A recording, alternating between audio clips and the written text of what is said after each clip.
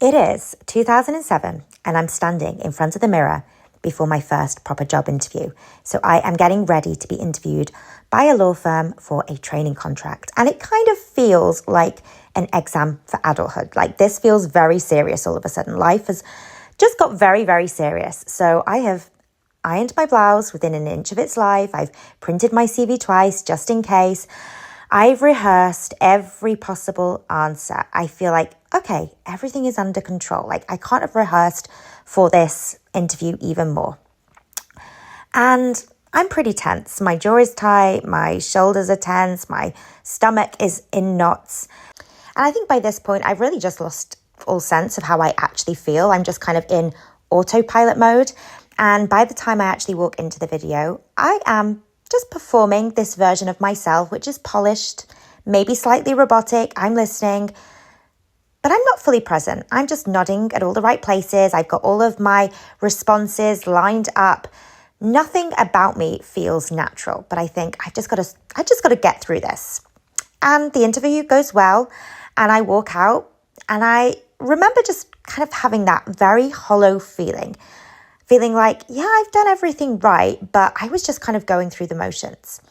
And when I look back at that experience now, and in fact, many experiences of being in the corporate space, I realized that what was happening, whilst I was just trying to be professional, I was actually being contained. And this kind of control, the kind that comes from the fear of getting it wrong or from trying to keep everything perfectly managed, it creates this false sense of safety. It looks like strength from the outside, but it actually cuts you off. It cuts you off from your intuition, your creativity, from your presence. And what I've come to understand is that there is another kind of control. And this kind of control, it doesn't make us feel tight and tense. It's a kind of control that centers us. And it's called coherence. So coherence is when your inner state and your outer expression are fully aligned. So when your actions, your words, your energy are all actually telling the same story.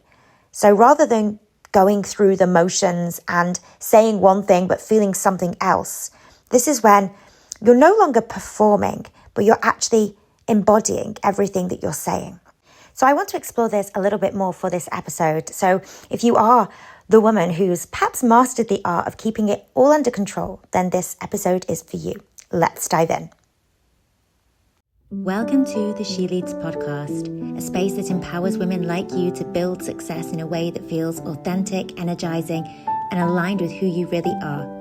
In a world that tries to convince us that success means hustling harder and following everyone else's rules, we're here to rewrite the script. This is about success that feels nourishing, not depleting.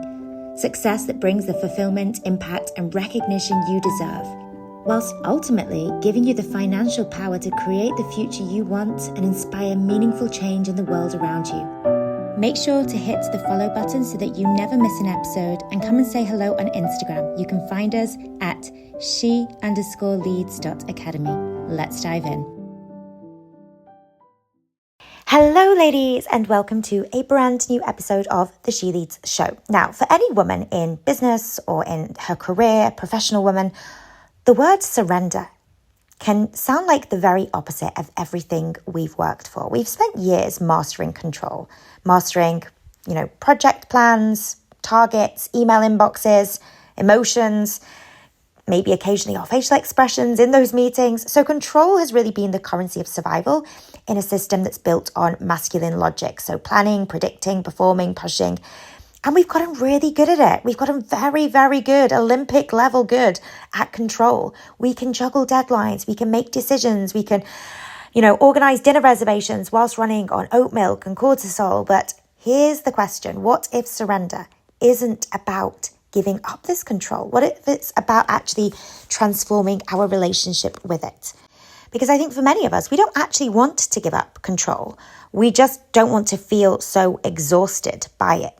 We don't want to feel like we have to just grip so hard in life to get the things that we want.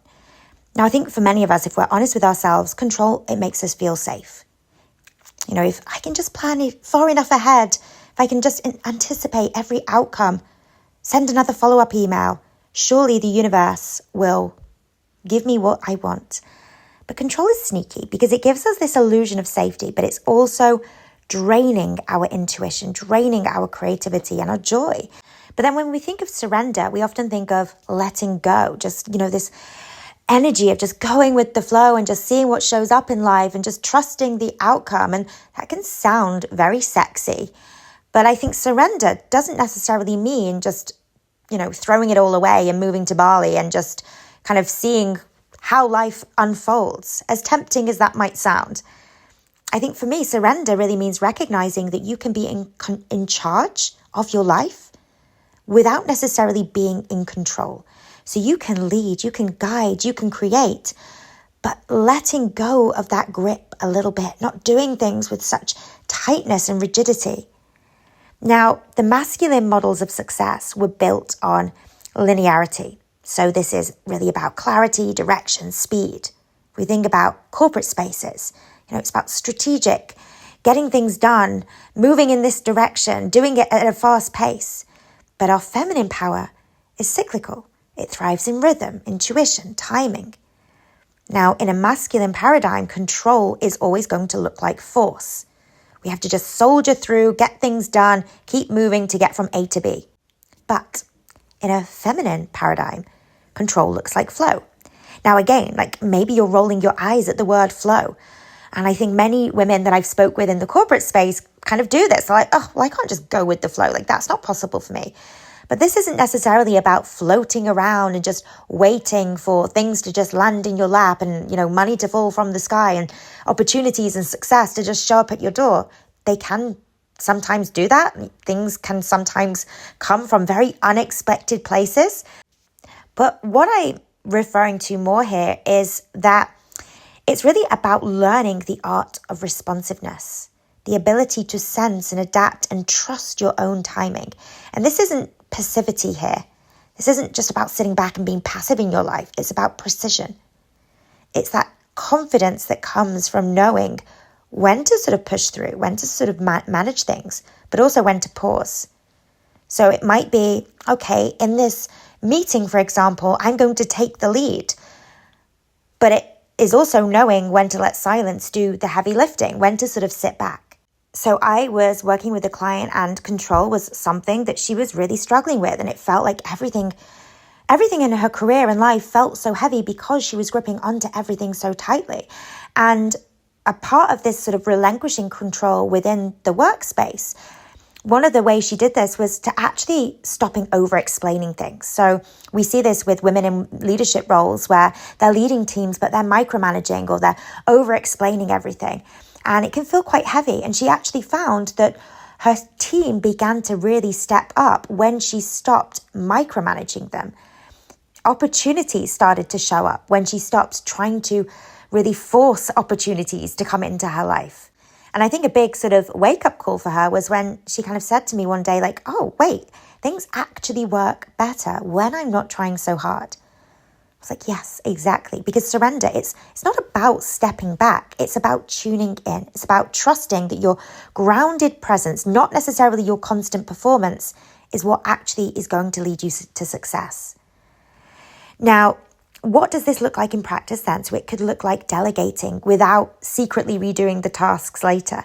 It might look like saying, I don't know yet, instead of pretending that you've got it all figured out. You're in control. You know everything. It might look like resting before your body forces you to do something. Now, let's just say that you have started to loosen your grip on control. So you're no longer gripping onto life so tightly. But this is where it gets interesting, because letting go of control, it doesn't necessarily mean you're suddenly floating around through life in a silk kaftan. It's not about less control. It's actually about a different kind of control. So most of us were trained in a version of control that's really just containment.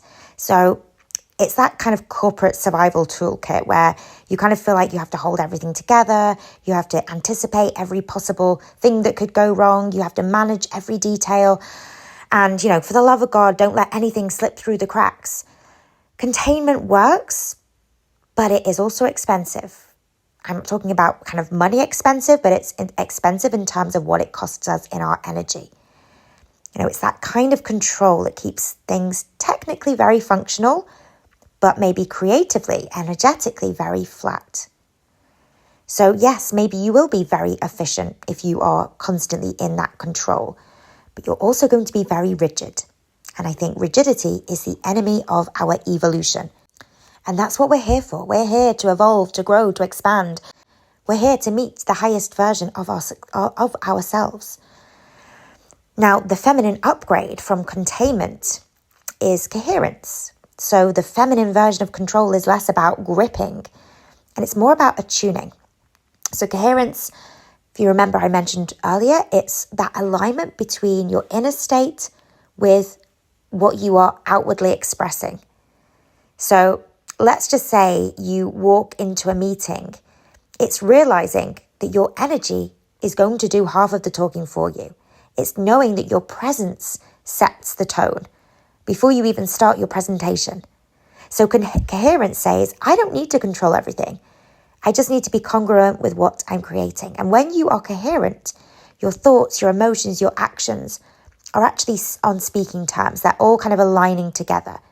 So you're going to stop leaking energy through things like overthinking or over-explaining or overcompensating.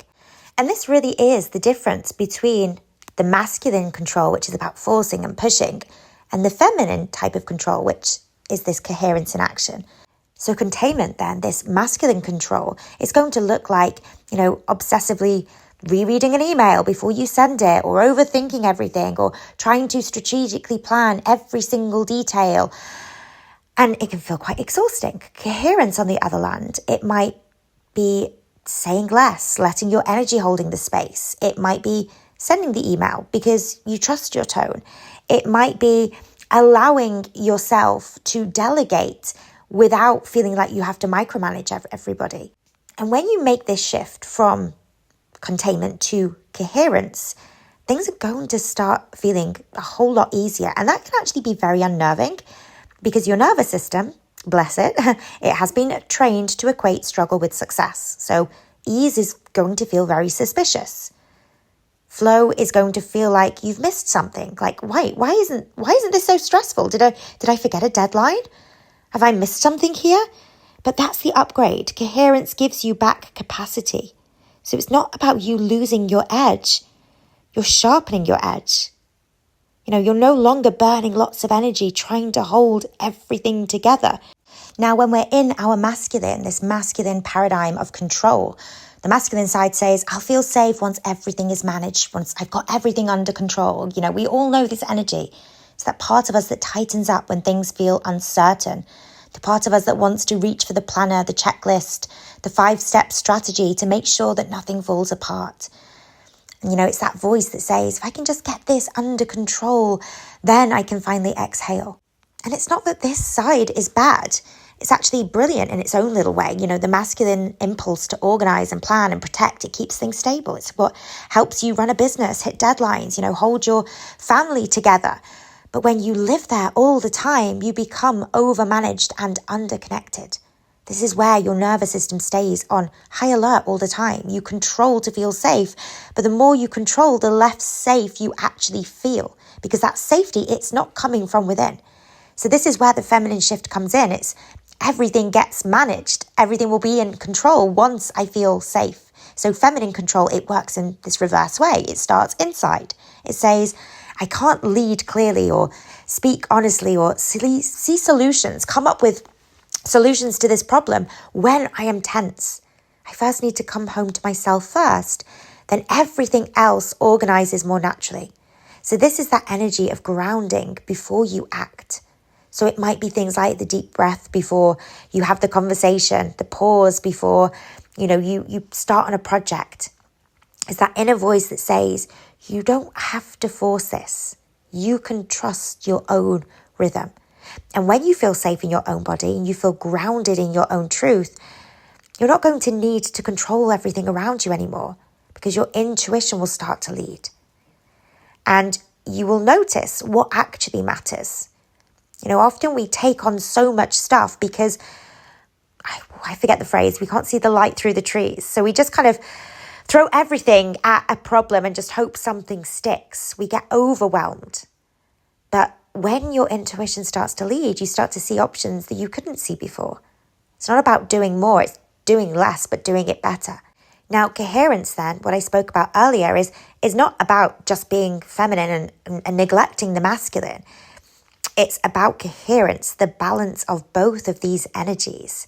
So that inner harmony that happens when structure and flow work together. So it's when your masculine energy, your strategy, order, direction, organization, serves your feminine energy. So your intuition, your creativity, your empathy. This is when your actions are going to feel aligned. This is when you will stop overworking for control and you'll start moving forwards with ease, with clarity.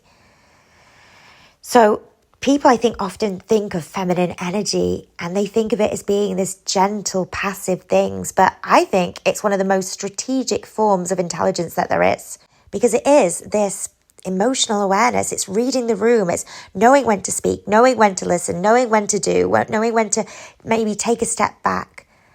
And when you embody that kind of steadiness, this is when people trust you. This is when opportunities present themselves to you. This is when people say yes to you. This is when, clients sign up to work with you or opportunities fall into your lap. It's because you have that sort of calm authority. So when we're in that masculine version of control, that containment that I spoke about earlier, often we feel like we need to know every single outcome. But coherence doesn't come from knowing the outcome. It actually comes from knowing yourself whilst the outcome is still unfolding. That's the difference. So when everything feels uncertain, so maybe it's uncertainty within your business, within your relationships, with the next step of what you feel like you need to do, you can either spiral into over-managing, overthinking things. That's that masculine in overdrive. Or you can ground yourself, you can listen, you can tune into your intuition. That is your feminine coherence. And when you choose to do the latter, your nervous system will lead differently. You will stop reacting. You're going to start trusting the timing. You will speak truth instead of fear. You'll take action from a place of love and truth instead of fear. And the amazing thing is, from that inner safety, your action, whatever you do, it becomes more precise. So you'll actually find you have to do less to get the outcomes that you want, because you're leading with more precise energy. You're leading with ease instead of this tension. And this, I think, is where our feminine power really becomes unstoppable. Feminine power, it's not about controlling all of the outcomes. It's about regulating our energy. It's that ability to walk through life with the quiet confidence of somebody who knows, I don't need everything to go my way to stay in my power. When that safety, that inner safety lives inside of you, nothing outside of you can take it away.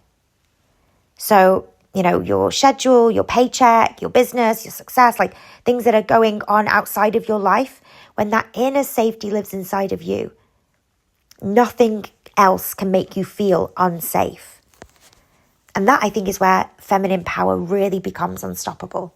So many of us, I think, are taught to look for safety in things that are outside of ourselves, in the things that we can control. So we look for safety in our schedule because that structure, it gives us predictability.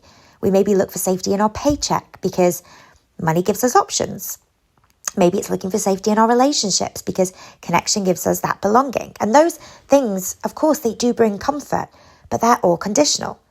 So if something changes, let's say your job changes or the relationship ends or whatever plan you had, it falls apart, your sense of safety collapses with it.